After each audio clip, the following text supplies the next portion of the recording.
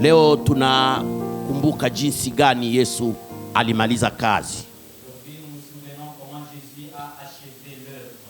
Ikiwa Yesu hangelifufuka, ukweli imani yetu ingekuwa bure. Katika barua ya Paulo kwa Wakorinto, barua ya kwanza kwa Wakorinto, mstari wake wa 15,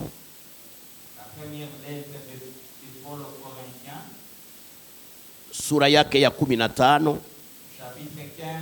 na mstari wake wa 17, neno la Mungu linasema hivi: na kama Kristo hakufufuka, imani yetu ni bure. 12. Okay. Lakini sasa Kristo amefufuka katika wafu. Mais maintenant Christ est ressuscité d'entre les morts. Limbuko lao waliolala. Il est le prémisse de ceux qui sont décédés. Ni neno la Bwana. Parole du Seigneur. Wapendwa, tuna habari njema. Nous avons une bonne nouvelle aujourd'hui. Yesu Kristo yuko hai. Jésus-Christ est vivant. Leo tunazungumzia habari hii. Aujourd'hui nous allons parler de ce message. Tutasimamia maneno matatu makubwa. Nous allons parler de 3 messages importants. Ufufuko wa Yesu Kristo, la résurrection de Jésus, unakamilisha kwamba imani yetu iko sahihi. Certifie que notre foi est correcte. Na inatangaza habari kwamba Yesu atakapokuja na sisi tutafufuka. Ça annonce la bonne nouvelle que lorsqu'il sera venu, nous serons nous aussi ressuscités. Hii ndio inafanya kwamba tumaini letu ni lenye uzima. C'est pourquoi notre espérance est vivante.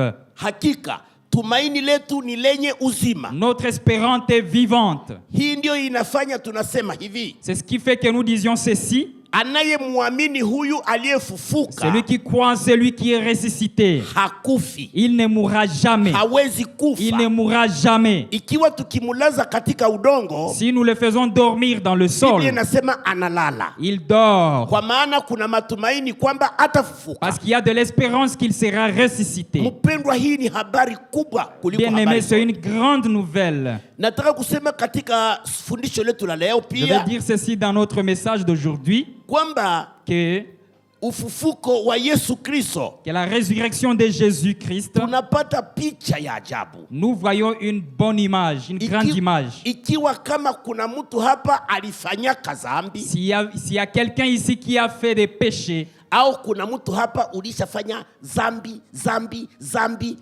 ou s'il y a quelqu'un ici qui a déjà péché et repêché, na kama kuna mtu anadanganyika kwamba hana zambi hapa, et s'il y a quelqu'un qui se trompe qu'il n'a pas de péché ici, anafikiri kwamba yeye ni mtakatifu, il pense qu'il est saint, labda hii habari haitakuwa na uzito kwake. Peut-être que ce message ne sera pas important pour lui. Lakini kama upo katika hali ya zambi, mais si tu es dans le péché, ama ulifanya zambi, ou que tu as péché, habari ya ufufuko wa Yesu Kristo, la nouvelle de la résurrection de Jésus, inatueleza kwamba Yesu alishinda dhambi. Ça nous dit que Jésus a vaincu le péché. Na anasamehe zambi zote. Et qu'il pardonne tous les péchés. Hauna ruhusa kuumia moyo na kuumia kwamba mimi nimepotea. Tu n'es pas permis d'avoir la douleur du cœur et se dire que je suis perdu. Kwa sababu Yesu, parce que Jésus-Christ, alipofufuka, quand il est ressuscité, alionyesha kweli kwamba alichukua dhambi zetu zote. Il a démontré clairement qu'il a pris tous nos péchés. Neno la tatu tutasoma katika fundisho letu la leo. Le troisième message que nous allons lire dans notre enseignement d'aujourd'hui, inaonyesha hivi. Ça nous montre ceci. Unapomtafuta Yesu kwa bidii, lorsque tu cherches Jésus avec tout ton cœur, na hapa ninasema kwa bidii, et je l'ai dit avec courage bien sûr. Ikiwa unamtafuta kweli kweli, si tu le cherches vraiment, shetani afanye nini, même si le diable fait quoi, utamupata Yesu. tu vas trouver Jésus. Na uzima wa milele ni kwako. Et tu as la vie éternelle. Haya ni maneno matatu ambayo Ce tutayazungumzia. sont ces 3 messages que nous allons partager aujourd'hui. Kueleza kwamba ufufuko wa Yesu unaonyesha kwamba imani yetu ni ya kweli na tumaini letu ni lenye uzima. Vouloir dire que la résurrection de Jésus montre que notre foi est vraie et notre espérance est vivante. Pili, inaonyesha kwamba zambi hazina tena nguvu. Hata ulifanya zambi za namna gani, zote zimeisha. En second lieu, nous voulons montrer que le péché n'a plus de force. Peu importe le péché que tu as fait, le péché est complètement vaincu. Na tatu, nasema kwamba katika somo letu la leo tutaona kwamba unapomtafuta huyu Yesu aliyefufuka kwa bidii, hakika utamupata. En troisième place, nous voulons dire que si nous cherchons Jésus avec tout notre courage, vraiment nous allons le trouver. Mbele ya kuanza usomi wetu, Avant de commencer notre lecture, nataka kukuambia kwamba Yesu tunayemwamini je vais te dire que Jésus en qui nous croyons ni tofauti na wajumbe wengine wote waliokuja kutoka kwa Mungu. il est différent de tous les autres messagers qui sont venus de Dieu. Nilikutana kijana moja wa kanisa letu J'ai rencontré un jeune de notre église ambaye anakuwa katika group, tunafanya kazi ya kuita vijana katika avenue na kuongea nao. Nous avons l'habitude d'appeler les jeunes dans l'avenue et parler avec eux. Na kijana huyu alikutana na kijana mwingine Muislamu. Et ce jeune a rencontré un jeune musulman. Aliposikia kwamba anasema kwamba Yesu ndiye mwokozi na ni Mungu, En lui disant que Jésus est le Seigneur et le Sauveur et il est Dieu, akamwambia kwamba pana Yesu naye ni mjumbe mtume kama na wengine il tu, lui a dit non, Jésus c'est un messager comme tous les autres messagers. lakini kuna mambo mane yanaonyesha kwamba Yesu ni tofauti na wajumbe wengine wote. Mais il y a 3 choses qui montrent que Jésus est différent de tous les autres messagers. Neno la kwanza, La première chose, tunajua kwamba kuna wale wanasemeka kwamba ni wajumbe wametoka kwa Mungu, nous savons qu'il y a les gens qui se disent qu'ils sont des messagers venant de Dieu. na wengine wanasema wao wenyewe ndio wale waliotumwa na Mungu, Et d'autres se disent c'est nous qui sommes envoyés par Dieu. lakini wale wajumbe yawezekana wanasema uongo. Mais c'est possible que ces messagers disent le mensonge. Tutakwenda kuona kwamba huyu Yesu Nous allons voir que c'est Jésus dont nous ndiye parlons. peke yake mjumbe aliyetoka kwa Mungu Et le na aliyerudi kwa Mungu, est le seul messager qui est venu et retourné chez Dieu. na ndiye njia ya wokovu. Et il est le seul chemin pour le salut. Kitu cha kwanza La première chose, tunasoma katika Luka nous allons lire dans l'évangile selon Luc. au tuseme katika Injili, Dans l'évangile, huyu alizaliwa na bikira. il est né d'une vierge. Hakuzaliwa kwa nguvu za baba na mama, Il n'est pas né par la force de l'homme et la femme. lakini alizaliwa na bikira, mwanamke ambaye hakukutana na mwanaume. Il est né d'une femme qui n'a pas connu d'homme. Muhammad Mahomet, ana baba na mama. il a son père et sa mère. Muni Moon, ana baba na mama. il avait son père et sa mère. Krishna Krishna, ana baba na mama. il a son père et sa mère. Branham Branham, ana baba na mama. il a son père et sa mère. Sijui umesikia nani tena wanamuita mjumbe mwingine. Quel autre messager que vous pouvez nous proposer, s'il vous plaît? Na wengine wanasema kwamba hatutapata mwokozi mwingine, anapaswa kuwa mmoja wa mababu zetu. Et d'autres disent, nous n'avons pas un autre sauveur à part l'un de nos ancêtres. Hapana, Mais c'est faux. kwa maana wote hawa wana baba na mama. Parce que tous ces gens ont un père et une mère. Yesu peke yake alizaliwa kwa nguvu za Roho C'est Mtakatifu. seul Jésus qui est né par la puissance du Saint-Esprit. Tangu dunia iliumbwa na vile itaisha ni peke yake. Depuis le commencement du monde jusqu'à la fin du monde. Hii ni alama ya kuonyesha kwamba kweli ndiye mjumbe na mwokozi wa dunia. C'est ça l'image qui montre qu'il est le seul sauveur du monde. Nukta ya pili, Le deuxième point, yeye peke yake il est le seul. alisema kwamba mimi ndimi njia na kweli na uzima. Il est le seul qui a dit je suis le chemin, la vérité et la vie. Yeye ndiye alifika na habari njema. C'est bien lui qui est venu avec la bonne nouvelle. Okay, wengine nao wanaweza kusema na sisi tumefika na habari njema. D'autres peuvent dire voilà, nous sommes venus avec une bonne nouvelle. Hata wangesema hivyo, Même s'ils le disaient, walizaliwa na baba na mama mais ils fulani. sont nés d'un père et d'une mère quelconque. Lakini Yesu kwa nguvu za Roho Mais Mtakatifu. Jésus, il est né de la force du Nukta Saint-Esprit. ya tatu, Le troisième point, ni Yesu peke yake alikufa msalabani. seul Jésus est mort sur la croix. Hakuna mtu mwingine aliyesulubiwa kwa ajili ya dhambi za watu. Il n'y a pas un autre messager qui a été crucifié pour le péché des hommes. Katika kitabu cha nabii Isaya, Dans le livre du prophète Ésaïe, 53 au chapitre 53, tunasoma kwamba alijeruhiwa kwa ajili yetu, nous lisons qu'il a été crucifié, il a été battu pour nous. na kwa kupigwa kwake sisi tumepona. Et par ses meurtrissures, nous sommes guéris.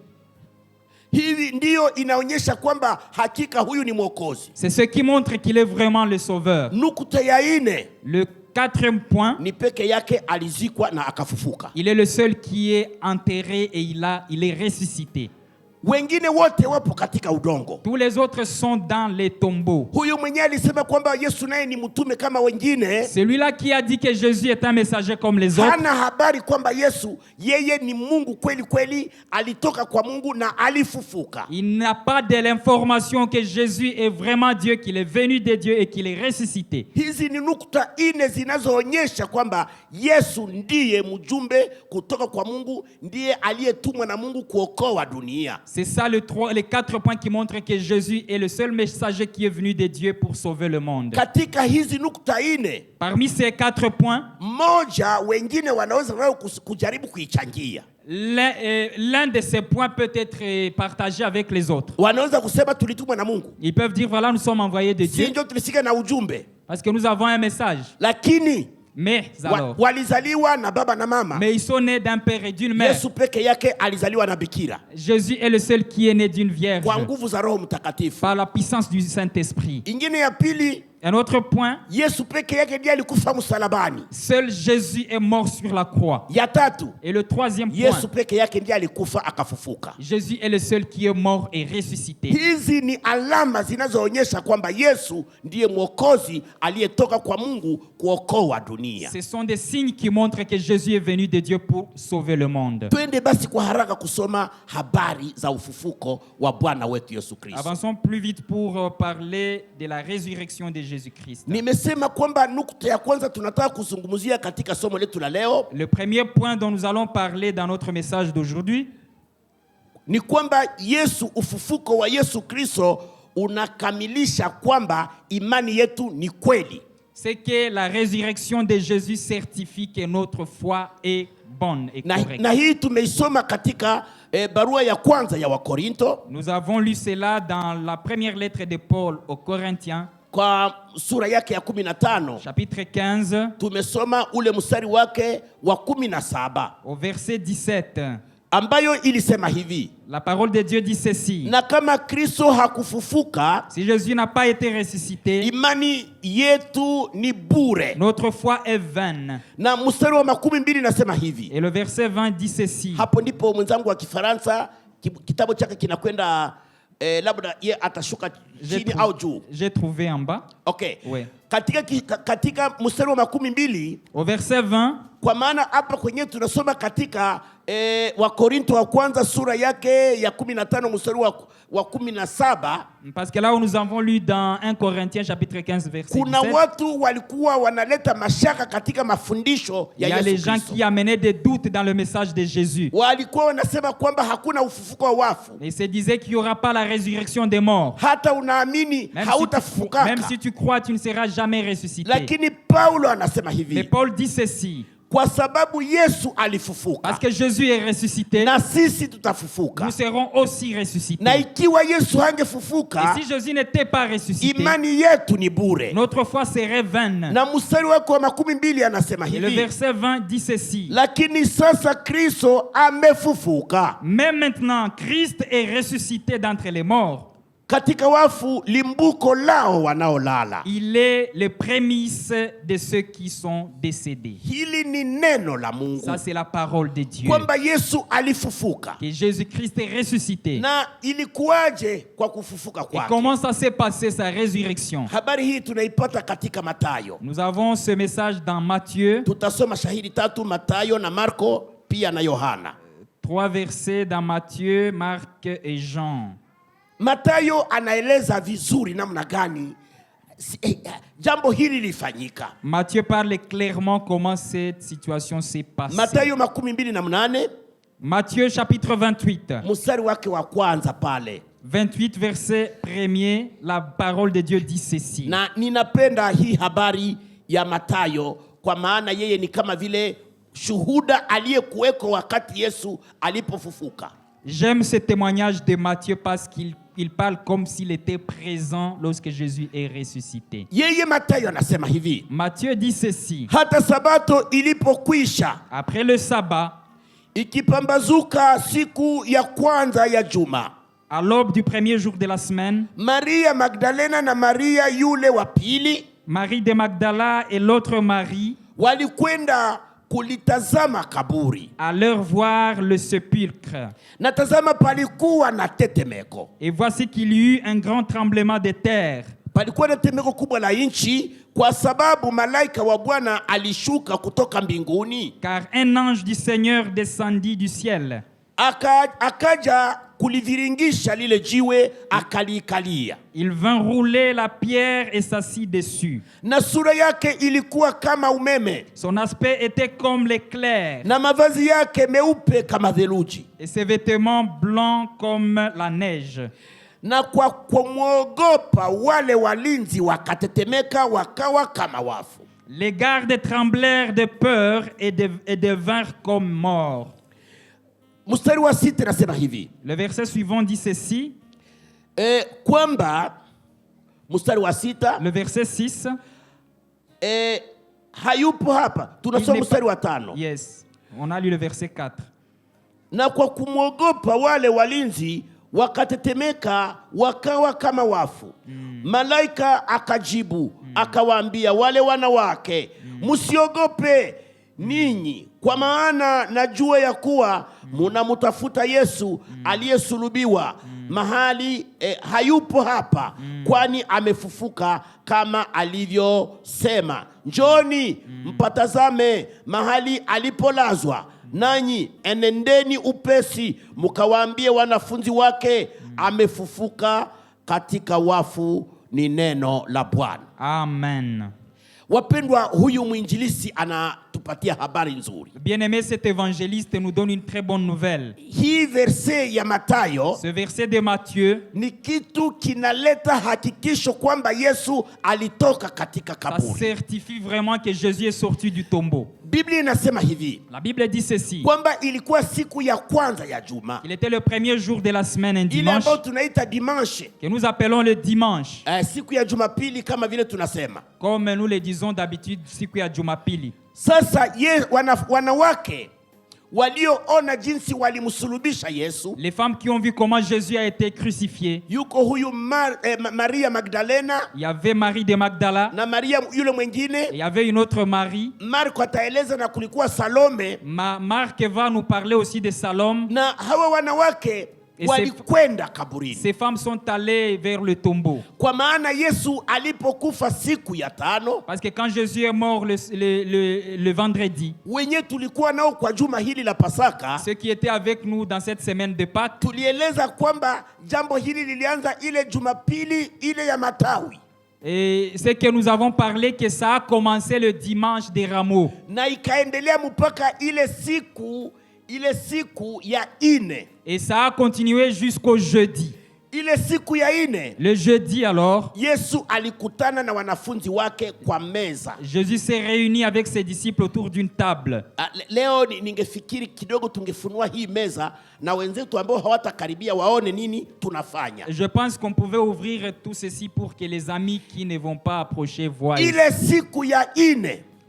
C'est jeudi. Meza ilikuwa kama vile mnavyoiona hapa leo. Il y avait la Sainte Seine comme aujourd'hui. Yesu aliambia wanafunzi wake mwende mtayarishe Pasaka. Jésus a dit à ses disciples allez préparer la Pâque. Kwa maana ilikuwa Pasaka ya Wayahudi. Parce que c'était une Pâque de Juifs. Sasa Yesu naye akaenda kukusanyika na wanafunzi wake ile siku ya Pasaka. Jésus lui aussi s'est réuni avec ses disciples le jour de la Pâque. Walitayarisha mkate usiotiwa chachu. Ils ont préparé le pain sans levain. Wakatayarisha pia divai. Ils ont préparé du vin. wakatayarisha pia na majani ya uchungu, Ils ont préparé aussi des feuilles amères. na walitayarisha ile meza Ils ont préparé la Sainte na Seine. magharibi. Sasa Et le soir alors, basi Yesu akakusanyika na wanafunzi wake. Jésus s'est réuni avec ses disciples. Wakati alipokusanyika na wao, En étant réuni avec eux, basi tunasikia habari namna gani alifanya. nous savons ce qu'il a fait. Yako mambo yaliyofanyika hapo. Il y a des choses qui se sont passées là-bas. Ni kwamba Yesu kwanza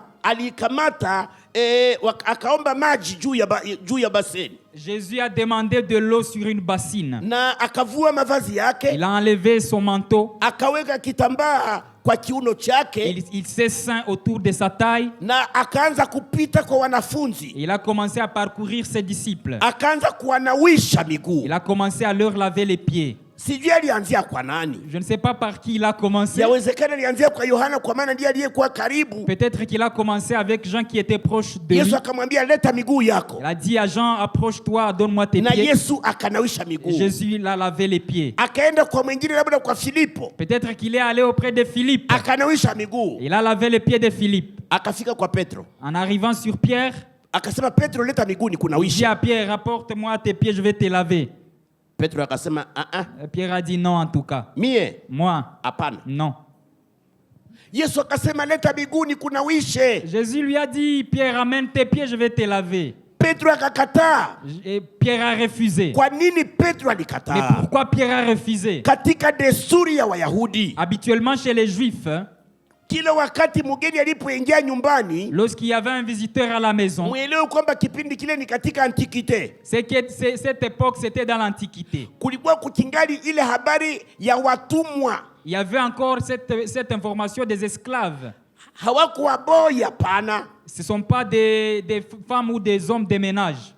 lakini watumwa. C'était des esclaves. Na mtu mmoja mtumwa aliyependwa katika nyumba, yani mtu wa kazi mtumwa, Et un esclave, yeye ndiye alikuwa na kazi wageni wanapokuja c'est bien lui qui avait l'habitude, lorsqu'il y a des visiteurs, kunawisha miguu ya wageni wakiingia. habituellement c'est bien lui qui lavait les pieds des visiteurs. Mbele wa kule ni lazima wamekuja wanawishwe miguu, Avant de manger, il devait d'abord se laver les pieds. na labda hata miguu ya bwana wake aliyemnunua naye anawisha miguu yake. Peut-être qu'il lavait aussi les pieds de son maître. Hiyo ilikuwa ni kazi ya watumwa. Ça, c'était le travail des esclaves. Sasa Yesu anapokuwa kwa meza Maintenant, ya lorsque mwisho, Jésus est sur la table, naye akaweka kitambara après avoir ceint sa ceinture, na akaanza kunawisha miguu ya il a wanafunzi. commencé à laver les pieds des disciples. Wapendwa, hili ni jambo kubwa. Ça, c'est une grande information. Yesu alitufundisha. Jésus nous a enseigné. Alipofika kwa Petro, En arrivant sur Pierre, Petro alikataa, kwa maana alijua kwamba hiyo ni kazi ya watumwa, Pierre a complètement refusé parce qu'il savait que ça, c'est un travail des esclaves, watu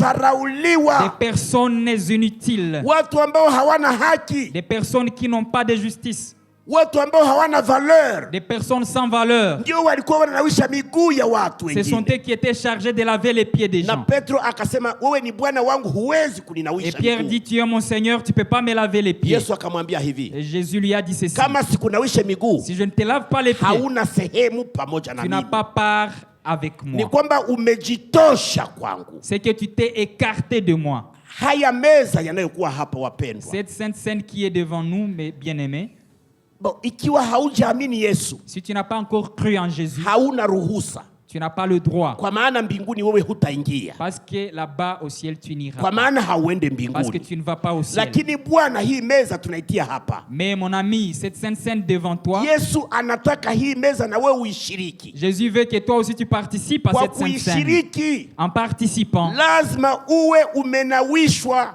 na Yesu. tu dois être lavé par Jésus. Tunanawishwa na Yesu namna gani? Comment nous sommes lavés par Jésus? Ni wakati tunapojitambua kwamba tuko wenye dhambi. C'est lorsque nous reconnaissons que nous sommes pécheurs. Kujitambua haijatosha. Se reconnaître ne suffit pas. Hapa wapendwa, tuko hapa. Mais là où nous sommes bien-aimés, Yawezekana wengi wetu hapa wana dhambi, peut-être que parmi nous, il y a ceux qui ont péché. lakini tutakapoita mtu mwenye dhambi akuje Et kutengeneza, lorsque nous allons appeler un pécheur pour qu'il puisse se confesser, watu wanakataa les gens kutengeneza. refusent. Wamoja kwa ajili ya haya, D'autres parce qu'ils ont honte. wengine kwa sababu wanafikiri ni watakatifu, D'autres parce qu'ils pensent qu'ils sont saints. wengine wanafikiri kwamba mimi hapi Mungu hawezi kunisamehe. Et d'autres pensent que non, Dieu ne peut pas me pardonner. Lakini ninakupasha habari Mais je vais njema te donner une bonne nouvelle. kwamba Yesu alichukua makosa na dhambi zetu zote Que Jésus a pris tous nos péchés na alizigongomeleza et il les msalabani, a cloués sur la croix. na anaita kila mwenye dhambi njoo, Et il appelle tous les pécheurs, venez à moi. nipo tayari Je kukusamehe. suis prêt à vous pardonner. Mpendwa, Bien-aimé, kusudi uwe mmoja wa hii meza, pour que tu fasses part de cette sainte scène, lazima uwe umejitambua kwamba mimi ni mwenye tu dhambi. dois reconnaître que tu es pécheur. Pili, uwe tayari kutubu dhambi zako. Deuxièmement, que tu sois prêt à confesser tes péchés. Kutubu dhambi maana yake ni nini? Confesser ses péchés, ça veut dire Ni quoi? kushitaki zile dhambi C'est accuser ses péchés na kusema we dhambi, mimi siko wako, et dire à ce péché, toi péché, je ne suis pas le tien. na unapoziungama zinakutoka Et lorsque tu confesses tes péchés, ils partent na loin de toi. zinakwenda Ils hukumuni. partent très loin de toi. Ndivyo vile Paulo katika Timotheo C'est anasema ce que Pierre dit dans Timothée, kwamba dhambi za watu wamoja que les péchés de certaines personnes, zinawafuata ça mgongoni. leur suit sur le dos. Rafiki yangu, Mon ami, mama, maman, dada, ma soeur, kijana, mon frère, kweli uko mwanamemba wa Hermoni labda, si tu es membre d'Hermone peut-être, au uko mgeni, ou tu es venu nous visiter kama aujourd'hui, una dhambi ambayo huungami, si tu as un péché que tu n'as pas encore confessé, ile dhambi inakubana ce péché te tient na inakufuata. et il te suit. Ndivyo vile maandiko yanasema katika Timotheo. C'est ce que la parole de Dieu dit dans Timothée. Na ikiwa unakufa, Et si tu meurs, zile dhambi ces péchés, zitapita mbele yako ces péchés vont passer na devant toi. zitakufungia mlango wa kumwona Mungu. Ces péchés vont bloquer ton passage pour Paulo voir Dieu. anasema hivi, Paul dit ceci. anasema kwamba dhambi za wengine ni kwamba wamoja zinawafuata mgongoni, Paul dit que les péchés de certains leur suivent sur le dos. wale ambao hawakuungama dhambi Ceux zao, qui n'ont pas confessé leurs péchés. lakini wanaoungama dhambi Mais ceux zao, qui confessent leurs péchés, dhambi zao damu ya Yesu inazitosha le sang de Jésus enlève leurs péchés. na inazitupa katika hukumu. Il les jette dans le sacrifice. Ndivyo vile Paulo anasema dhambi zao zinawatangulia C'est ce que Paul dit, leurs péchés leur na viennent avant. zinahukumiwa Et leurs péchés sont na condamnés. wanatembea wako wazi, wako huru. Et ils marchent en étant libres. Mtu huyu akikufa Et si cette personne meurt, anakwenda kwa Mungu katika elle paradiso, va directement chez Dieu dans le paradis. au parapanda likilia, Et si la trompette sonne, mtu huyu atanyakuliwa na cette kumlaki personne Yesu sera Kristo. ressuscitée et rencontrer Jésus. Bwana anataka leo uache dhambi zako. Jésus veut qu'aujourd'hui tu abandonnes tes péchés. Yesu akamwambia Petro, Jésus a dit à Pierre, yule wakati alipomwambia kwamba hivi unasema unataka kuninawisha, uninawisha mwili wote. alors Pierre a dit à Jésus, si tu veux vraiment me laver, lave-moi tout le corps. Yesu akasema pana, Jésus a dit non. mwenye alishanawa, C'est lui qui a déjà lavé son corps, mtu mwenye yuko safi c'est lui qui est pur, hana haja ya kunawa mwili wote, n'a pas besoin de laver tout le corps, ila tu ni miguu. à part les pieds seulement. Ile ndio jambo lenye linafanya watakatifu. C'est ce qui fait que nous soyons saints. Mpendwa, hata uko mtakatifu, hata uko kwa hali gani, Même si tu es saint, même si tu es comment, katika hali ya mwili, dans la vie de la chair, Yesu anataka kila wakati unawishe miguu yako. Jésus a besoin que tu laves tes pieds Yesu à tout moment. akanawisha wanafunzi wake Jésus a miguu. lavé les pieds des disciples. Baadaye wakaenda kwa meza, Et après, ils sont allés vers la Sainte akakamata Seine. mkate, Il a pris le pain, akauvunja, il l'a cassé, akaubariki, il a béni. akasema huu ni mwili wangu Il a dit, ça c'est mon corps utakaochubuliwa, qui sera crucifié, utakaoumia qui va souffrir kwa ajili yenu. pour vos péchés. Akawapa, Et il a partagé avec akasema ses disciples. mukule.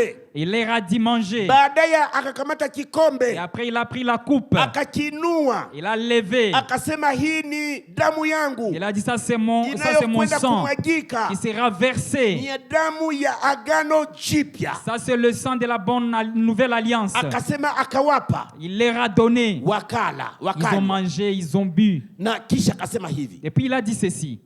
hili ni neno la Yesu. Ça c'est la parole de Jésus. Sijui namna gani Wakristo wetu wengi wamezarau habari ya meza ya Bwana. Je ne sais pas pourquoi nos chrétiens négligent la Sainte Ni Seine. Yesu peke yake ndiye aliyesema, C'est seul Jésus qui a dit cela. yeye ndiye alisema hiyo C'est Jésus qui a dit cela. katika Marko, Dans le livre de Marc, katika Injili ya Luka, samahani, dans l'évangile de Luc, je kama m'excuse. tungesoma pale Si Neno nous la lisons, Mungu linasema hivi. la parole de Dieu dit ceci dans Luc, Luka 22 Luc 22, mstari wa 18 na 19. au verset 19. Labda tusome hili. Lisons cela. Wapendwa, meza ya Bwana ambayo tunayoweka hapa mbele yako, Mon ami, la Sainte Seine qui est ici devant ni toi, agizo la Yesu Kristo. c'est une recommandation de Jésus-Christ. Yesu ndiye aliagiza tufanye hivi. C'est Jésus qui nous a recommandé de faire Na cela. Yesu akisha sema neno tayari ni amri yake. Et si Jésus dit une chose, ça devient un commandement, une loi. Anasema hivi, Il dit ceci, mstari wa 19, au verset 19. 22 mstari wa 19. Luc 22, verset 19. Akatwaa mkate, Ensuite, il prit du pain. akashukuru, akaumega, Et après avoir rendu grâce, il la rompit. akawapa, Et leur donna akisema, en disant, huu ndio mwili wangu ceci est mon corps unaotolewa kwa ajili yenu. qui est donné pour vous. Fanyeni hivi Faites ceci kwa ukumbusho wangu. en mémoire de moi.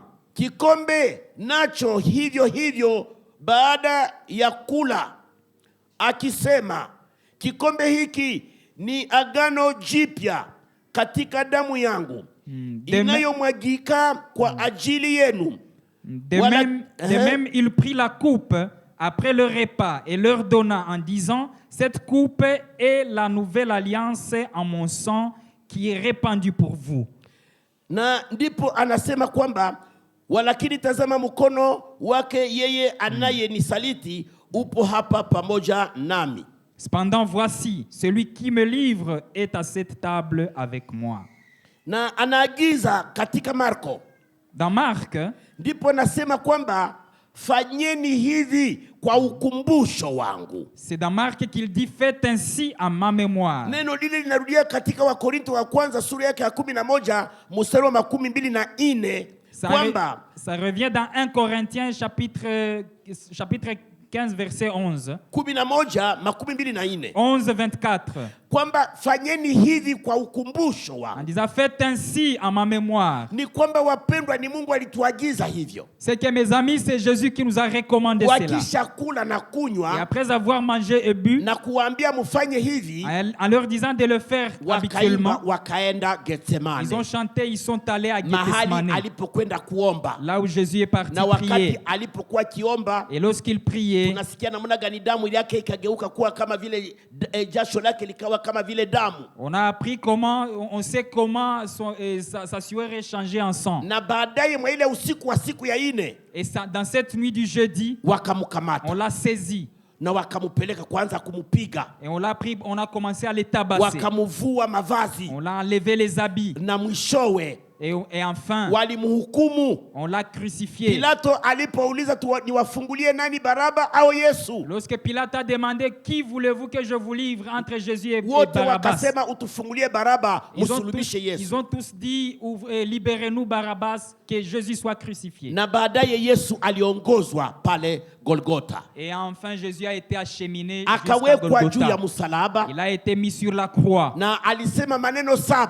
Et il a dit 7 mots. Maneno mawili ya mwisho ni hii. Parmi les 2 paroles, les dernières, Alisema kwanza neno la matatu ya mwisho, alisema kwanza nina kiu.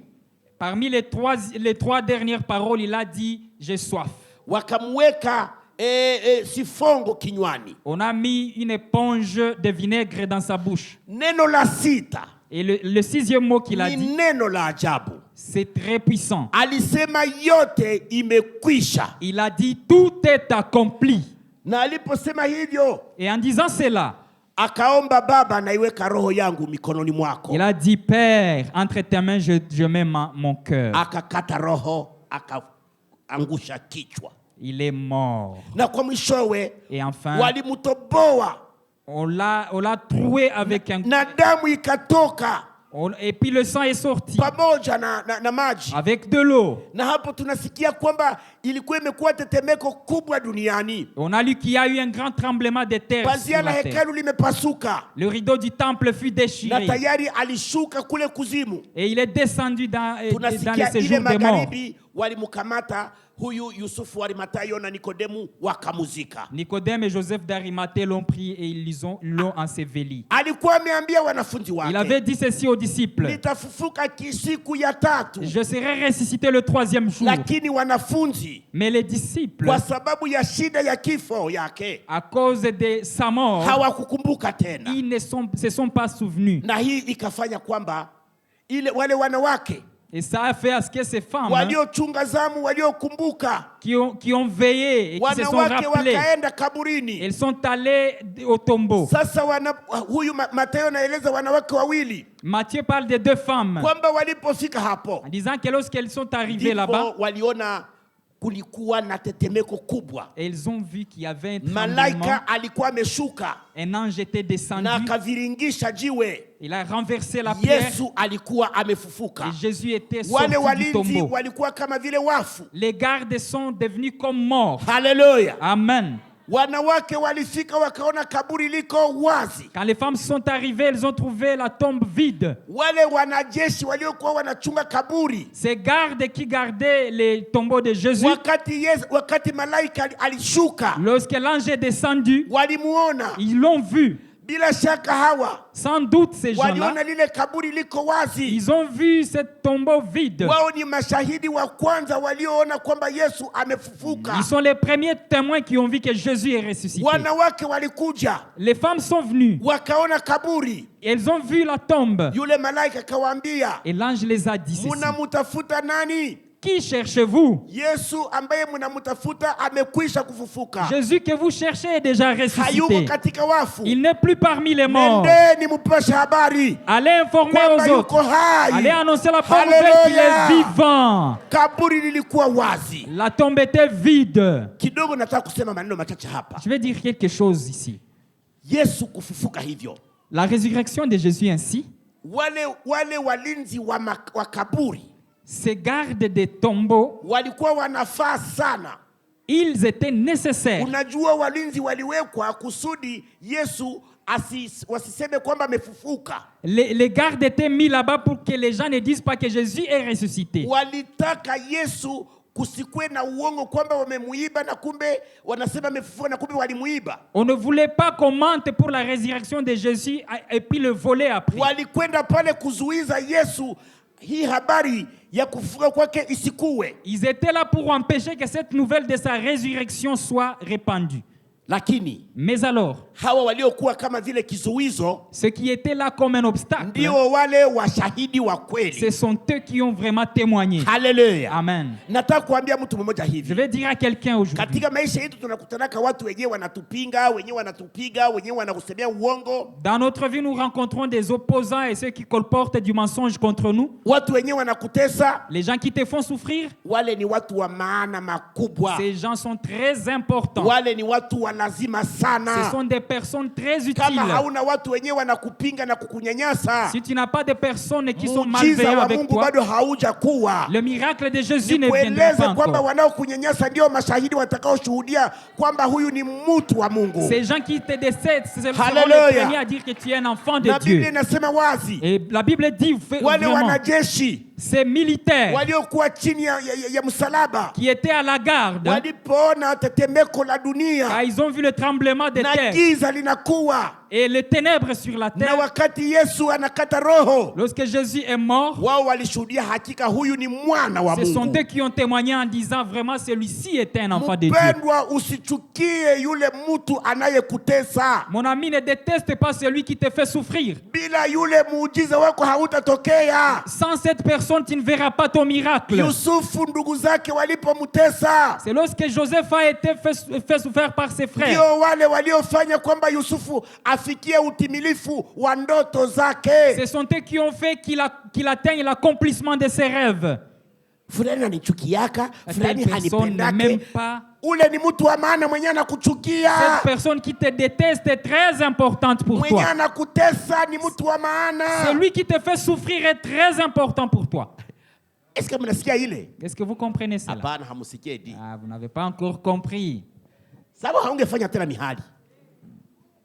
ule mtu ndiye wa maana. Cette personne est très importante. Kama ule hatokeye bado muujiza hauyatokea. S'il n'y a pas cette personne, il n'y aura pas de miracle. Kama ule hatokeye bado hauyaona makuu ya Mungu. Si cette personne n'est pas là, tu ne verras pas la gloire de Dieu. Wale waskari, Ces militaires wao ndio walikwenda kwa wale wakuhani, sont ceux qui sont allés chez Wakasema, les principaux sacrificateurs. hakika amefufuka. Ce sont eux qui ont dit vraiment, il est ressuscité. Na hii ni alama ya kuonyesha kwamba imani yetu sio bure. C'est ça l'image qui montre que notre foi n'est pas Biblia vaine. inaeleza kwamba wale makuhani wakajaribu kuhonga kupatia wale wanajeshi pesa, museme kwamba walienda kumuiba.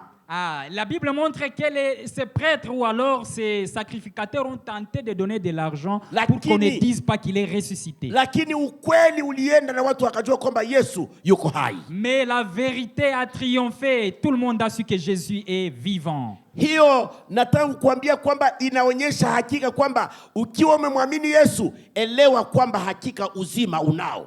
Ça montre tout simplement que lorsque tu crois en Jésus, tu as la vie. Kwa maana ufufuko, parce que la résurrection, ndiyo kitu kinakamilisha kwamba yeye ndiye alitoka kwa Mungu. C'est la résurrection qui certifie que c'est lui qui est vraiment venu de Na Dieu. ndiyo yenyewe inaonyesha kwamba kila mtu anayemwamini naye atafufuka. C'est ce qui montre tout simplement que même celui qui croit en lui sera ressuscité. Neno la pili ni hili. La deuxième chose, la deuxième Nimesema parole, kwamba ufufuko c'est que la résurrection unashuhudia kwamba Yesu anasamehe dhambi. témoigne que Jésus pardonne le péché. Tusome katika Marko sura yake ya 16. Lisons dans Marc chapitre 16, 16 mstari wake wa 7. 16 verset 7. Biblia inasema hivi. La Bible dit ceci. Ninaanza kwa mstari wa 5. Commençons au verset 5. Wakaingia kaburini. Elles entrèrent dans le tombeau. Wakaona kijana ameketi upande wa kuume. Virent un jeune homme assis à droite. Amevaa mavazi meupe. Vêtu d'une robe blanche. Wakastajabu. Et elles furent épouvantées. Naye akawaambia, Il leur dit, musistajabu. ne vous épouvantez pas. Munamutafuta Yesu Mnazareti aliyesulubiwa. Vous cherchez Jésus de Nazareth, le crucifié? Amefufuka. Il est ressuscité. Hayupo hapa. Il n'est plus ici. Patazameni mahali alipolazwa. Voici où on l'avait déposé. Lakini enendeni. Mais allez. Lakini enendeni zenu. Et allez. Mukawaambie wanafunzi wake Allez na dire à ses Petro. disciples et à Pierre. Ninarudia pale. Je vais répéter cela. Mukawaambie wanafunzi wake na Petro. Allez dire à ses disciples et à Pierre. Ya kwamba amewatangulia kwenda Galilaya. Qu'il vous précède en Galilée. Huko mutamuona kama alivyowaambia. Amen. C'est là que vous le verrez comme il vous l'avait dit. Parole du Seigneur. Nataka kusema nini hapa? Qu'est-ce que je veux dire par ici?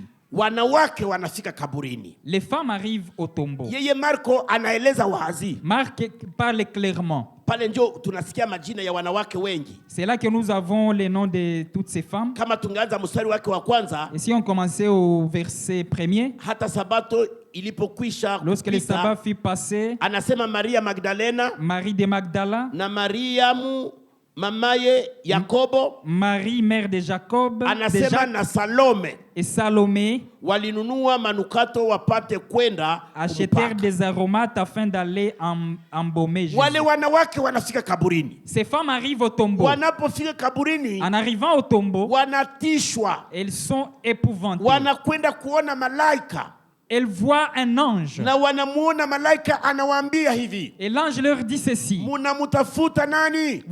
Qui cherchez-vous? Yesu munayemutafuta. Jésus que vous cherchez. Hayuko hapa, amekwisha kufufuka. Il n'est plus ici, il est ressuscité. Neno lenye nataka kusema hapa ni hili. La parole que je vais dire ici c'est laquelle? Kwa maana nimesema ufufuko wa Yesu. Parce que je dis que la résurrection de Jésus unahakikisha kwamba Yesu anasamehe dhambi. Certifie que Jésus pardonne vraiment les péchés. Maintenant écoute bien. Salamu inakwenda kwa wanafunzi. Et le message va aux disciples. Yule mwanamke, yule malaika anaambia wanawake hivi. L'ange dit aux femmes ceci. Mwende muambie wanafunzi wake. Allez dire à ses disciples. Na Petro. Et à Pierre. Hallelujah. Amen. Kama ningekuwa pale ningesema mwende muambie wanafunzi wake na Miati Edward. Amen. Na Justin. Haleluya. Amen. Etie jina lako pale. Amen. Bwana sifiwe. Amen. Je, Petro hakuwa mwanafunzi? Est-ce que vraiment Pierre n'était pas son disciple? Alikuwa mwanafunzi, hakuwa mwanafunzi? Il Kwa était nini disciple. batie jina lake Mais pembeni? pourquoi on a mis son nom à part? Kwa nini Petro asemeke pale? Pourquoi Pierre est dit ici? Si ile salamu ya kusema mwende muambie wanafunzi wake inatosha, kwa maana Petro naye ni mwanafunzi sawa Mais na ce wengine. message était suffisant pour allez dire à ses disciples, Lakini parce que lui aussi était disciple. Tunasoma katika Injili ya Mathayo. Nous allons lire dans l'évangile de Matthieu, Kama tungesoma hata katika Injili ya Luka, même dans Luc. Biblia inasema namna gani? Que dit la Bible à ce sujet? Wakati Yesu wanamuingiza katika ukumbi wa Kayafa Lorsque Jésus est amené chez Caïphe, na wanaanza kumsambisha Yesu, et il est devant la palabre, Biblia inasema katika Yohana kwamba na Yohana alikuwa ameingia, kwa maana Yohana alikuwa anajulikana na yule kuhani mkuu. Jésus, la Bible dit que Jean est entré parce qu'il était connu par ce Na Yohana sacrificateur. wakati wanaanza kumsambisha Yesu, akaona Petro yuko anafuata kule polepole. Et lorsque Jésus est devant Caïphe, il a vu de loin Pierre qui venait. Akaambia yule mlinzi, muingize yule namjua. Wakaingiza Petro. Jean a dit au garde qui était là, faites entrer celui-là, je le connais.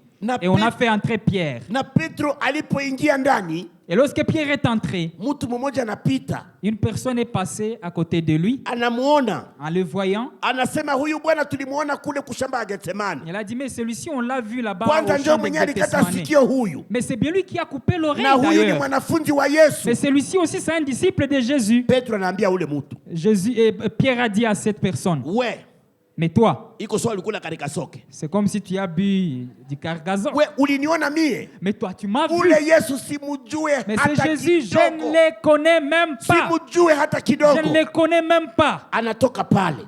Il a quitté cet Kwa endroit. maana ilikuwa wakati wa baridi na watu wote wanataka kusikia moto pale. Parce que c'était l'hiver et tout le monde voulait approcher le feu. Baadaye Petro anatoka.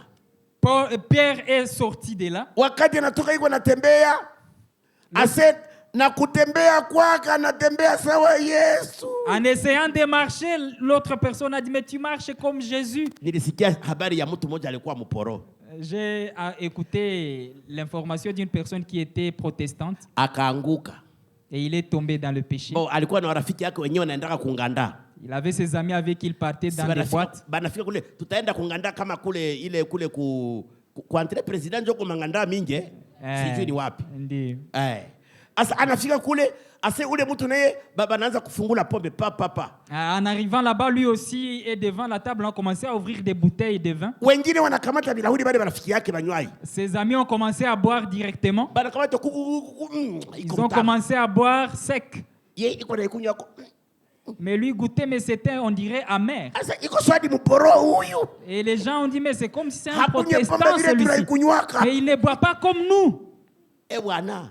Vile ulishaingia mkanisa. Comme tu es déjà entré à l'église. Batakusheta. On va te pointer du Petro doigt. bakasema na anatembea sawa nani? Pour Pierre, on a dit, il marchait comme Jésus. Usiende kuiga lenye haliko vyako. Ne pars pas apprendre ce qui n'est pas de toi. Kaa kwa Yesu. Reste chez Jésus. Usihangaike katika dhambi. Ne pars pas dans le péché. Petro Pierre, alipokwenda huko wakasema en allant de hakika l'autre huko côté, mwanafunzi wake. on a dit, mais certainement c'est un disciple de Jésus. Petro akakataa tena. Pierre a encore refusé catégoriquement. Akaenda upande mwingine. Il est allé d'un autre côté. Anaanza kusema, Il commence à parler. Bwana na masemo yako. L'autre a dit, mais même Uko en unasema parlant, tu sawa na ule mwenyewe anasambisha. tu parles comme celui-là qui est là. Mwendo wake, Même sa façon de namna ya marcher, kusema kwake, sa façon de parler. na ukitaka uongeze lingine. Et si tu veux, ajoute ce que tu veux. Lakini Petro akaapa kwamba hamujue Yesu. Mais Pierre a juré qu'il ne connaît pas Jésus. Aliapa, alikataa Yesu mara tatu. Il a nié 3 fois.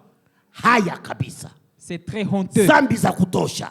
Vraiment, c'est suffisant comme péché. Mpendwa, ile Petro kukataa Yesu haikufanya kwamba Yesu amutupe.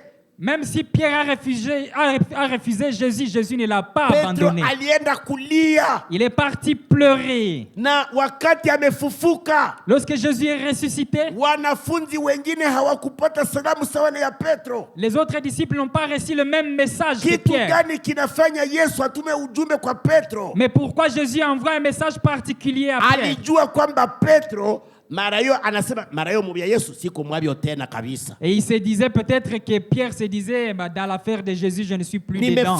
Nimefanya zambi za kupita kipimo. J'ai fait des péchés très ridicules. Kweli wengine walikimbia, Les autres ont fui. lakini mwenye alikataa waziwazi. Celui qui a refusé ouvertement. Petro alisema mpaka kalapa, Pierre, lui, a refusé même juré. lakini bado Yesu alikuwa anampenda. Mais Jésus l'aimait toujours. Mpendwa, hata umefanya zambi za namna gani, Mon bien-aimé, même si tu fais n'importe quel péché, bado Yesu anakupenda. Jésus t'aime encore. Yatosha utubu zambi yako, Il suffit de compécher na ton Yesu péché. atakukumbatia kabisa Il va kabisa. t'embrasser Yesu réellement. atakubariki kabisa Jésus va kabisa. te bénir en Yesu réalité. atakuinua kabisa Jésus va kabisa. vraiment t'élever. Yeye anaonyesha kwamba hakika hata tumefanya dhambi, Il montre que même si nous faisons n'importe quel péché, tunapojuta na kutubu, lorsque nous regrettons et que nous confessons, anatusamehe. il nous pardonne nos péchés. Ninaamini hata kama Yuda naye hangejinyonga,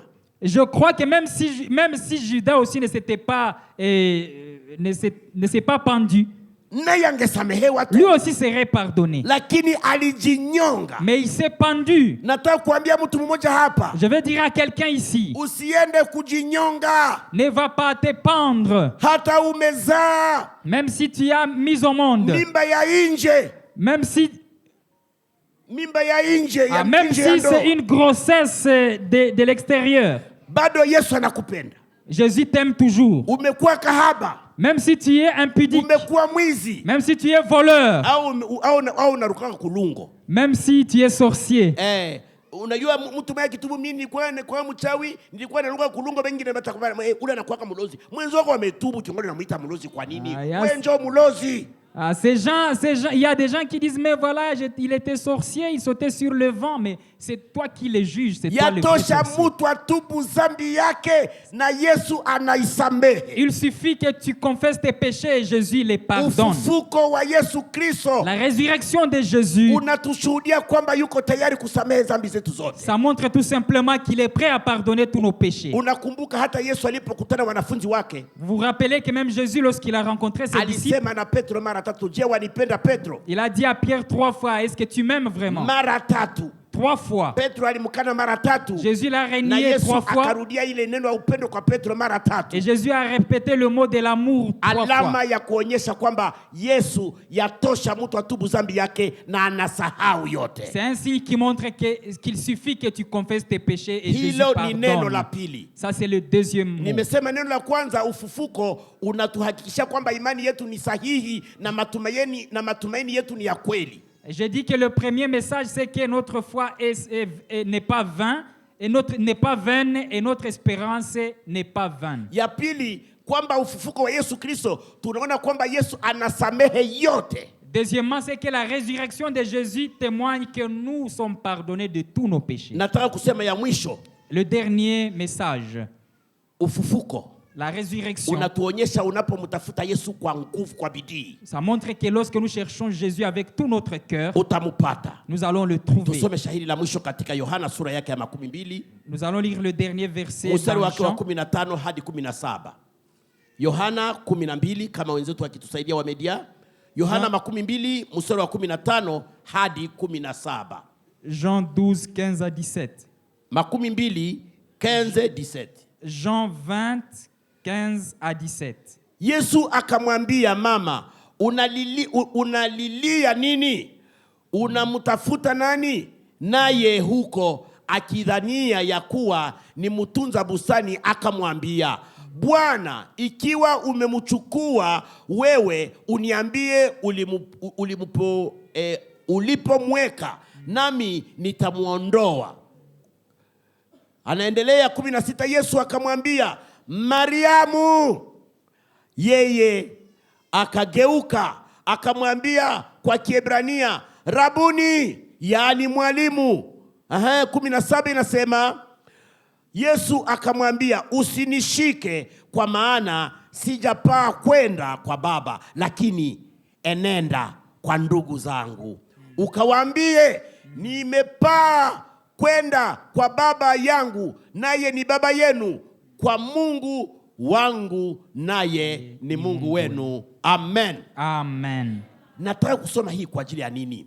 Je voulais lire ce message, ce verset, pourquoi? Yohana naeleza ni Maria Magdalena. Celui qui parle ici, celle qui parle ici, c'est Marie de Magdala. Tumesoma katika Injili ya Mathayo kwamba walikuwa wanawake wawili. Nous avons lu dans l'évangile de Matthieu qu'il y avait 2 femmes. Walipoona kwamba Yesu amefufuka na wamepewa ujumbe, ule mwingine alirudia, lakini Mariamu yeye alibaki. Marie, elle, est restée lorsque les autres sont partis. Yohana sasa, napenda hii habari ya Yohana. Maintenant, ce que Jean vient de nous dire ici, yeye anaeleza kwamba ni Maria Magdalena alikwenda kaburini. il témoigne que c'est Marie de Magdala qui est partie au tombeau. Labda alikuwa na wale wanawake wengine. Peut-être qu'elle était avec ces autres femmes. Walipoambiwa na malaika kwamba Yesu yuko hai, lorsqu'ils ont reçu l'information à travers kaburi l'ange que liko Jésus est wazi, vivant, que la tombe est vide, wakaenda kwa wanafunzi elles sont allées chez les na disciples. kuambia kwamba tumefika kule, tunaona kibazo. Et elles ont dit, voilà, nous sommes arrivés là-bas, quelque chose ne va pas. Kitu ambacho hatuelewi, kaburi liko wazi. Il y a une chose que nous ne comprenons pas, le tombeau est vide. Kwamba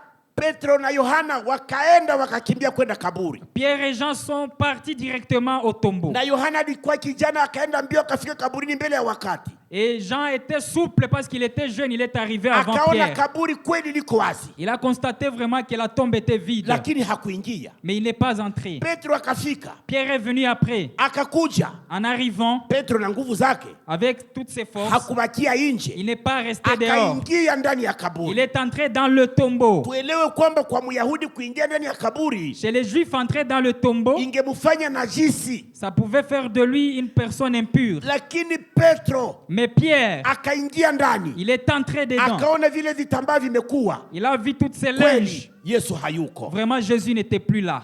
Na Yohana akaingia, Jean aussi est entré. wakaona kwamba Yesu hayuko. Ils ont constaté que Jésus n'était plus là. Basi wakarudia, Ils sont retournés. na wale wanawake wengine wakarudia. Même les femmes sont rentrées. Yeye Yohana anaeleza hivi Jean maintenant témoigne ceci. na Marko anaeleza ile. Et Marc aussi témoigne la même chose. Yeye Maria Magdalena, Que Marie de Magdala, bote wakarudia. toutes les autres sont rentrées. Maria Tout le monde est Magdalena rentré. kabaki analia pale kaburini. Marie de Magdala est restée en train de pleurer Ni devant kwa la sababu tombe. ya wakati tungesoma pale juu ungesikia habari hii. Si on avait lu là-dessus, on pouvait tout comprendre. Maria akakataa kutoka kaburini, Marie a refusé de quitter na la tombe. akalia mpaka amuone Yesu, Elle pleurait pour qu'elle voie Jésus. mpaka amuone Yesu. Jusqu'à ce qu'elle voie Jésus. Rafiki yangu umeingia hapa leo, Mon ami qui est ici uko aujourd'hui, unafuata maneno ya Mungu, uko unainyomola kwa sababu bananyomola sawa vile panya na nyomolaka kunjelu hivi. tu touches délicatement la parole de Dieu comme le rat grignote les fromages. Unafika mkanisa Tu arrives à l'église wakati unaona mambo yako sawa kwako,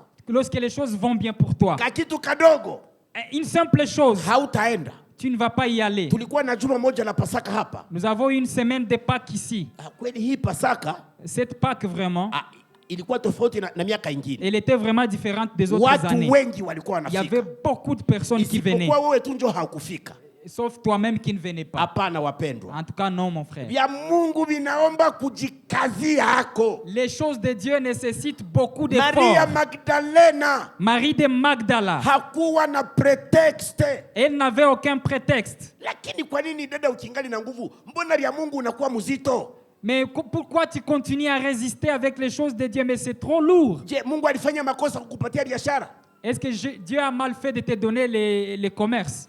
Dada, kaka yangu, papa, Mungu alifanya makosa kukupatia kazi? Mon frère, est-ce que Dieu a mal fait de te donner le boulot? Mbona kazi na biashara yako imekuwa sababu usifike mkanisa? Mais c'est ton travail et ton travail ainsi que ton commerce sont devenus les sujets pour que tu Nimesikia ne viennes ushuhuda pas ya à l'église. Waislamu kwamba wao ikifika saa ya kwenda kumusikiti waklia wakuwe wasikue, na wengine nafukuza waklia mutoke, ninakwenda kusali.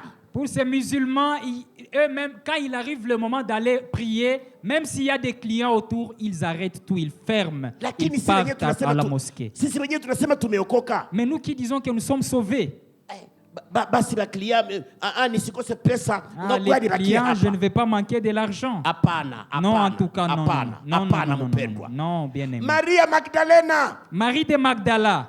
Petro alifika kukaburi, Pierre est arrivé à la tombe. akarudia. Il est rentré. Yohana akafika, Jean est arrivé. akarudia. Il est rentré. Salome alikuja, Salome est arrivé. akarudia. Elle est rentrée. Maria yule mwingine, L'autre Marie est arrivée. wakarudia. Ils sont tous rentrés. Maria Magdalena akasema nisipomuona nitaozea hapa. Mais Marie de Magdala a dit, si je ne le vois pas, je vais pourrir ici. Wakati wengine wamerudia, Lorsque les autres sont rentrés, anakwenda kuona tena wale malaika mle ndani, elle voit encore l'ange là-dedans.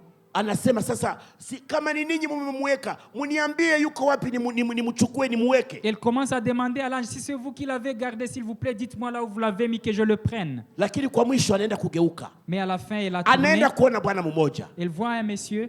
Ikiwa ni wewe umemtosha katika kaburi, uniambie umemweka wapi, nende nimuzike mimi, nimshughulikie. S'il te plaît, si c'est toi qui l'as pris, donne-le moi que j'aille moi-même prendre soin de lui. Susi ya Maria Magdalena ni kuona Yesu. Le souci de Marie de Magdala, c'est de voir Jésus. Neno la Mungu linasema hivi, La parole de Dieu dit ceci. tangu wakati wa Yohana Mbatizaji, Depuis l'époque de Jean-Baptiste, watakaopata ufalme wa Mungu ceux qui auront le royaume de Dieu wataupata namna gani wapendwa? avec violence, Kwa namna gani? violemment, Kwa nguvu. avec force. Rafiki yangu nikwambie hivi, Mon ami, je vais te dire ceci. kazi yenyewe uko nayo, yenyewe niko nayo, Le travail que tu as, le travail que j'ai, jamaa lenyewe uko la nalo, famille que tu as, maisha yenyewe uko napigania, la vie pour laquelle tu te bats, ni Mungu amekupatia. c'est Dieu qui te les a donnés. Kitu cha kwanza kwako ni Yesu La Kristo. première chose pour toi, c'est Jésus. Fanya Yesu awe wa kwanza. Fais que Jésus soit ta priorité. Maria Magdalena alitafuta kwanza Yesu Marie de Magdala a d'abord cherché Jésus. na ikafanya Et cela a fait que Maria Magdalena Marie de Magdala, ndiye mtu wa kwanza alimuona Yesu aliyefufuka, elle est la première à voir Hallelujah. Jésus ressuscité. kwamba akaenda wakati aliongea hivyo, Yesu akamuita Mariamu, Jésus a appelé en disant Marie. kwa maana Yesu anajua jina lako Parce que Jésus connaît ton nom. na anakuita kule kwenye umepotelea, Et il t'appelle de là où tu es perdu. anaita jina lako. Il appelle ton nom. Mariamu akageuka akamwambia mwalimu. Marie s'est tournée en disant Maître. Alitaka kumkamata, Elle voulait l'embrasser. akasema bado Et Jésus lui a dit non, pas encore. ninahitaji kwenda kupeleka ripoti kwa baba, Je dois donner d'abord le rapport auprès lakini du wende Père. upashe habari Mais toi, va annoncer kwamba que nimefufuka, je suis ressuscité. nimewatangulia kwenda Et je vous Galilaya, précède à Galilée. uwapashe kwamba niko hai Informe-leur que je na suis mimi vivant. nitawakutana Et huko. je veux les rencontrer là-bas. Haya ndiyo maneno matatu nitaka kukwambia leo. Ce sont les trois choses que je voulais te dire Ufufuko wa aujourd'hui. Yesu Kristo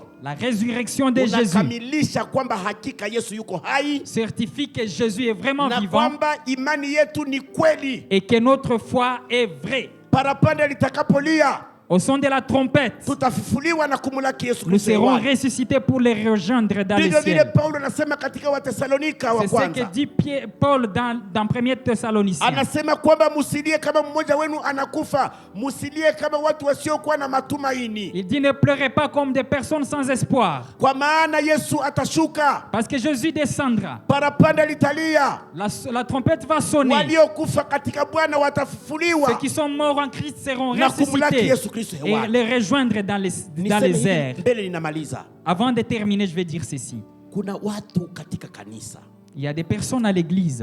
habari ya kwenda mbinguni haiko njo preoccupation sana kwao, Aller au ciel n'est pas leur priorité en tout cas. hawangojeye Yesu. Ils n'attendent pas Jésus, on dirait. Jameni, unajua kama Yesu anataka kurudia? Est-ce que tu sais que Jésus revient? Ninakueleza kwamba wewe unahitaji, kama unataka kwenda mbinguni, unahitaji kujitoa malote. Si tu veux vraiment aller au ciel, tu dois te donner complètement. Hapana kuwa sehemu moja mudunia na sehemu moja mukanisa. Pas avoir un pied dans le monde et un pied dans l'église. Neno la Mungu linasema kwamba wale ambao si moto wala si baridi, Yesu La atawatapika. parole de Dieu dit que ceux qui sont ni chauds ni froids seront vomis par Jésus. Tuwe kama vile huyu Maria Magdalena Soyons comme Marie de Magdala. alijitoa mpaka namuona Yesu, Elle s'est donnée jusqu'à ce qu'elle a na vu kweli Jésus. alimuona, Et elle a vu Jésus. na yeye ndiye ndiye mhubiri wa kwanza. Et c'est elle la première messagère. Makanisa mengi wanasema wanawake hawana ruhusa ya kuhubiri. Beaucoup d'églises disent que les femmes n'ont pas le droit de prêcher. Non, en tout cas. Kwa habari ya Yesu Kristo, ya kutangaza injili ya Yesu Kristo, en ce qui concerne la bonne nouvelle de Jésus, wanawake ndio wa kwanza walitangaza habari hii. Ce sont les femmes qui ont communiqué la première fois. Wapendwa mama, una ruhusa ya kwenda kutangaza injili ya Yesu. Chère dame, tu as le droit d'aller annoncer la bonne nouvelle de Jésus. Mama, tushangilie Yesu. Acclamez le Seigneur, les mamans. Nataka kuambia mama mmoja mwenyewe yuko hapa leo. Je vais dire à une maman qui est ici aujourd'hui. Hapana kuzitengeneza kiholela holela. Ne te maquille pas en désordre. Usifanane na watu wa dunia. Ne ressemble pas aux gens du monde. Uko mhubiri wa habari njema. Tu dois annoncer la bonne nouvelle. Tangaza Yesu Kristo. Annonce Jésus-Christ. Na Bwana atakubariki. Et Jésus va te bénir. Wa baba, les hommes, tunahitaji kutangaza habari ya Yesu Kristo. Nous devons annoncer les informations sur Paulo Jésus. anaandika hivi katika Wakorinto. Et puis Paul dit ceci dans 1 Corinthiens. Ole wangu nisipoitangaza injili. Malheur à moi si j'annonce pas la bonne Kwa nouvelle. maana hii ndio habari peke yake. Parce que c'est la seule information. Habari ya ufufuko wa Yesu Kristo.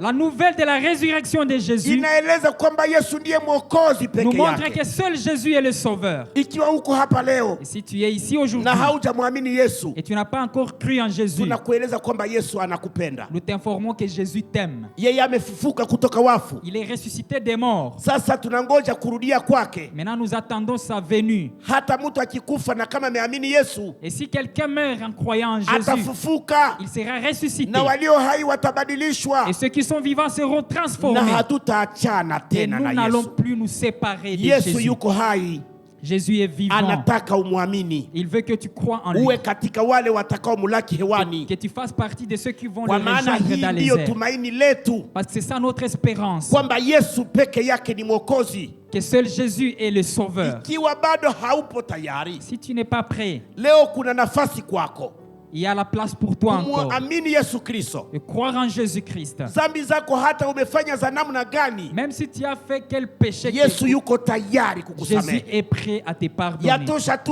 ukubali kwamba Yesu, mimi ni mwenye Il dhambi, suffit que tu acceptes que Jésus, je suis Unisamehe dhambi pécheur, zangu. pardonne mes péchés. naye Et atakusamehe. il va te pardonner. Tunataka kuomba Mungu. Nous allons prier notre Dieu. Labda uko hapa Peut-être que tu es ici na unasikia kwamba kuna kitu ambacho hakiko sawa, et tu sens qu'il y a quelque chose qui ne va pas. na unataka kutengeneza maisha yako, Et tu veux que ta vie aille bien avec ufanye Dieu. kama vile Petro alivyosema. Fais comme Pierre avait dit. Alilia baada ya kujua Il a kwamba vraiment- alianguka, Il a pleuré lorsqu'il a su qu'il est na tombé dans le katubu dhambi péché. zake, Et il a confessé son na péché. Yesu Et alimsamehe. Jésus l'a pardonné. Na wewe leo Yesu yuko tayari kukusamehe. Et toi aussi, Jésus est prêt à te pardonner Rafiki yangu, aujourd'hui. nikwambie hivi, Mon ami, je vais te dire kitu ceci. kikubwa cha maana mu maisha yako ni kuishi katika utakaso. La grande chose dans ta vie, c'est de vivre dans la sainteté. Kuna watu wanafikiri hivi, Il y a les gens qui pensent que kama sina pesa manake sitaishi. si je n'ai pas d'argent, je ne vais pas vivre. Mungu atakulinda Dieu va te na protéger. atakupatia ile unayohitaji. Et Dieu va te donner ce dont tu as besoin. Dada, Ma soeur, mama, maman, usiogope. n'aie pas peur. Usifikiri kwamba mpaka tu unajikomplike njoo batakuona, Ce n'est pas en te compliquant qu'on va te voir. lakini kule kujikomplike, unajikomplike njoo yenyewe inafanya ukuwe tena mbali na Yesu. Sasa C'est plutôt en te compliquant que tu t'éloignes de Jésus. na mtu mwenyewe angekuona anaanza kukuogopa sababu umejikomplike. Et il y a les gens qui vont te voir, ils vont avoir peur de vous parce que vous êtes Ujitie compliqués. mikono ya Yesu, Reste entre les mains de Jésus. utaona mkono wake utakujilia, Et tu vas voir sa main va te naye répondre. atakuinua. Et il va t'élever. Rafiki yako, Mon ami, leo ni siku ya kuokoka, aujourd'hui c'est le Yesu jour du yuko salut. hai Et Jésus na est yuko ici. tayari kukusamehe. Et il est prêt pour te pardonner. Yuko mmoja hapa anasikia kwamba angetaka kutengeneza maisha yake, angelisimama. Y a-t-il quelqu'un qui veut s'élever pour confesser son Wakati péché wetu devant Jésus? umekwenda,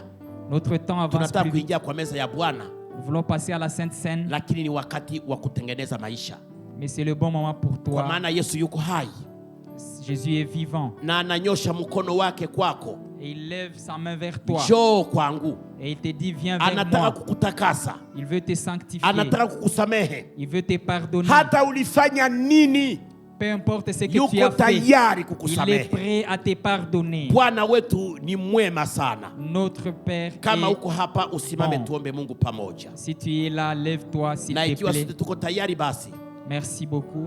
Basi tuna watu wawili, Il y a les gens qui s'élèvent, il y a deux personnes. tunaambia hawa wapendwa wetu wasogee Mes hapa. sœurs, mon frère, Musogee hapa maman, wapendwa, musogee papa, hapa. approchez-vous. Musogee hapa, musogee hapa. Approchez-vous Musogee, ici devant. msiogope.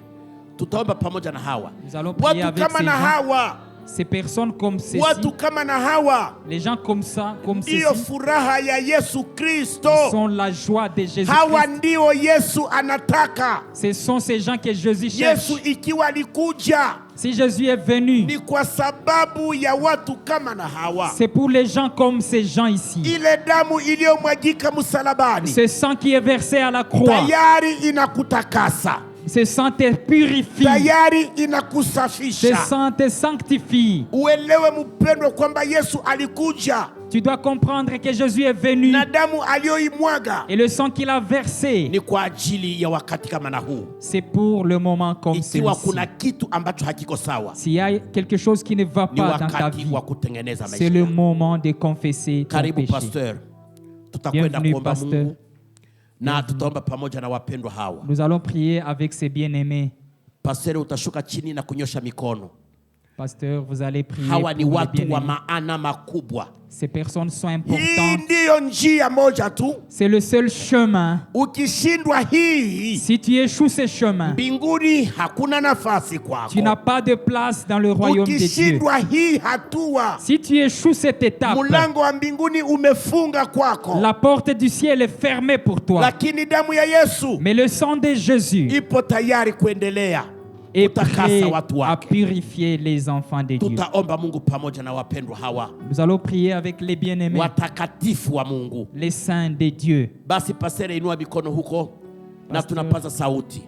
Mungu Zalile Baba, vile. katika jina la Bwana wetu Yesu Kristo, huyu dada unamupenda sana, huyu kaka unamjua sana, na jina lake unalijua, na leo ilikuwa randevu yako na yeye, na yameitika mwito wako.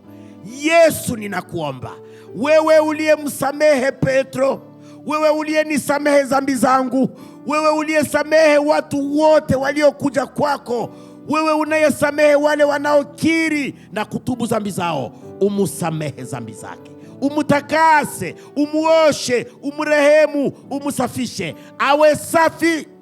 Parapanda likilia tukukute hewani, kwa maana ndivyo ulisema, kila ambaye atakayenisikilia haya nami nitamsikilia haya ile siku. Kila ambaye atakayejiaibisha na kutubu dhambi zake, na mimi nitasimama pamoja na yeye kumtetea. Umuteteye huyu dada, umuteteye huyu baba, umuteteye huyu mama, uwe pamoja na yeye, umutakase leo na awe safi kweli kweli.